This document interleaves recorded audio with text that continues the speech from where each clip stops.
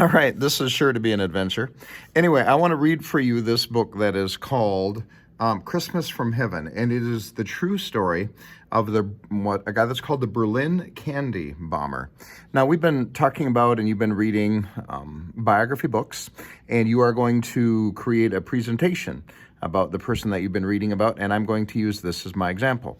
So before you can see the example of the slideshow, the presentation that I've created, it's important for me that you understand exactly what it is I want you to do.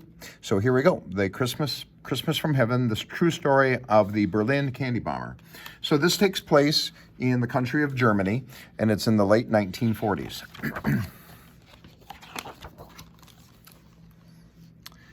On Christmas Eve, 1948, somewhere between Wiesbaden and Berlin, a 27-year-old American pilot gazed into the night sky.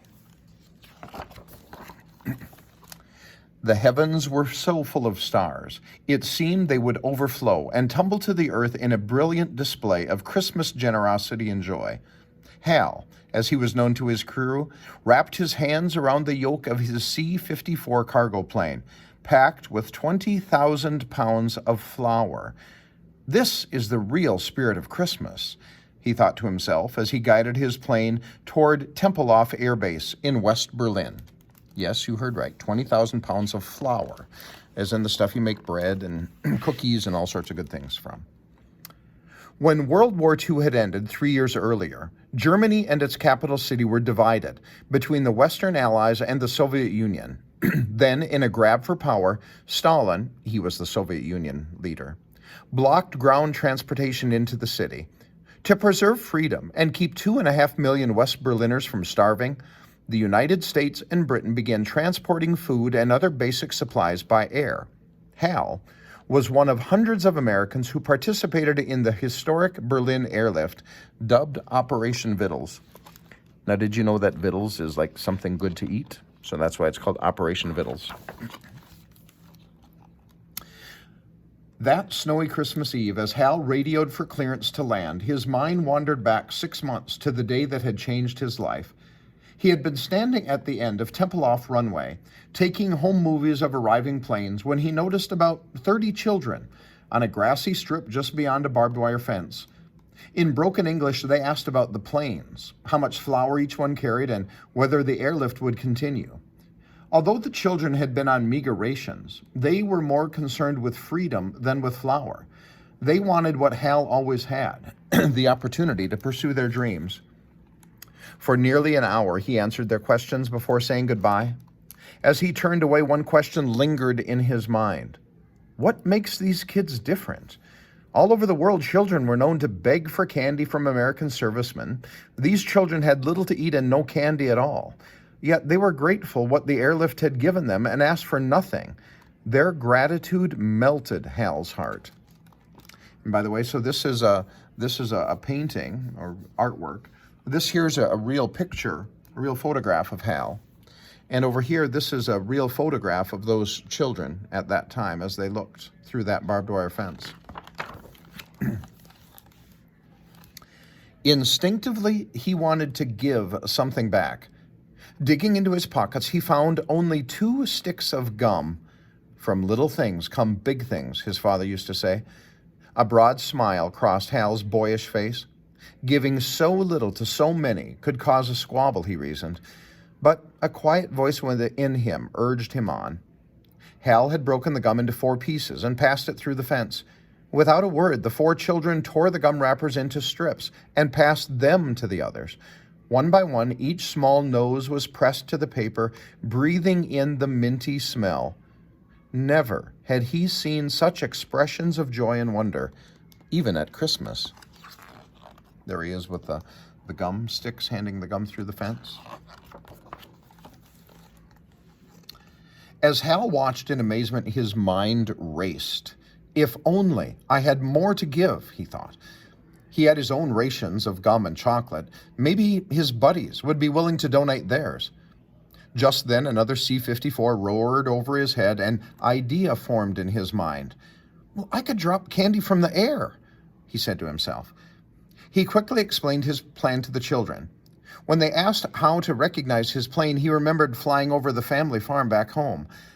"I'll wiggle my wings," he announced, spreading his long arms and waving them up and down.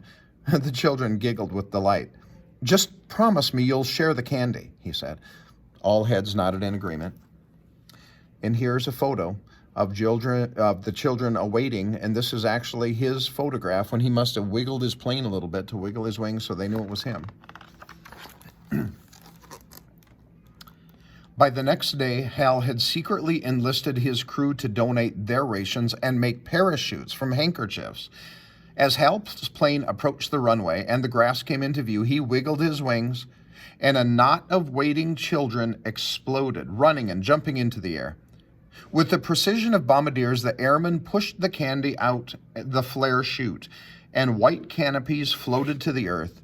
30 children ran with open arms to catch the treasures. So once again, here's the artwork. And there's literal photographs. These are photographs of that actual candy coming out of the plane. And here Hal is holding the first 3 parachutes to be dropped.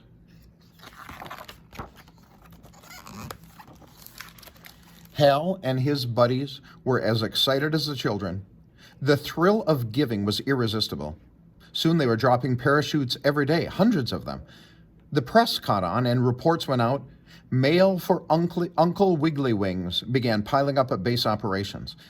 Hal found himself standing before his superior, expecting to be court-martialed. But the colonel surprised him. "Halverson," he said, "General Tunnel thinks it's a good idea." Soon, hundreds of airmen were donating rations.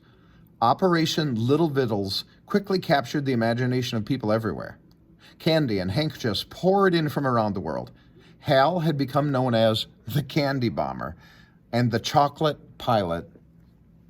So once again, some real photographs over there. This one says, as Operation Little Vittles became more popular, donations of candy poured in. And here's a candy company on the box and all sorts of candy there.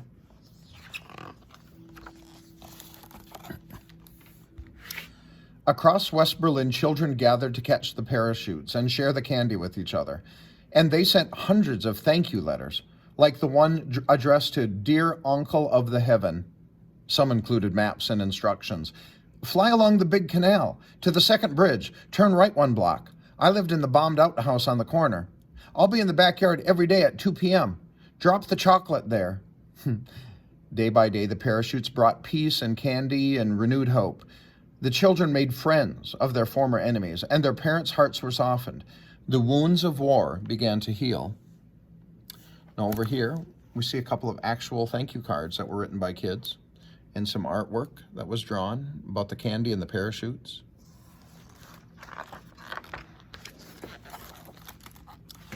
By December, the Little Vittles operation had gathered 18 tons, that's 36,000 pounds, of candy from American candy makers, and 3 more tons came in from private donors. The spirit of Christmas was descending on people everywhere, lifting them up in the joy of giving. And over there we see a picture of him and with the parachutes of candy. And we see an old fire station that became the center for Operation Vittles, Little Vittles they called them.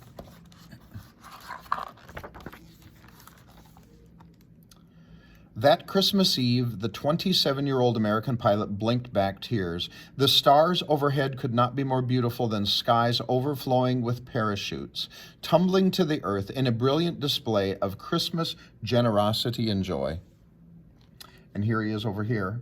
West Berlin children watch on the approaching cargo plane, hoping for a candy drop. Don't you suppose that every time they saw a plane, they thought, oh, is it going to drop candy? His father was right. From little things come big things. Hal in his cockpit pulled back on the yoke as his wheels rolled onto the familiar runway. This is the real spirit of Christmas, to give whatever we have, no matter how small the gift. In that moment, Hal Halverson prayed for the courage to never give anything less. And so there's an example of one of the little parachutes. And over here, some more actual photographs.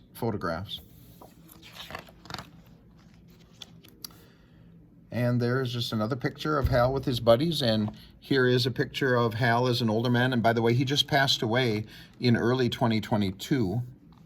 And here is just a little diagram of how a person can make a little candy parachute like the ones that he made. So once again, that is this biography book of Hal Halvorson, the Candy Bomber. And if you're one of my students in the days ahead, I will be talking to you about how I want you to make a biography presentation about the person that you read about, and I'll be using this one as an example. So thanks for listening, and that takes care of it. Talk to you again.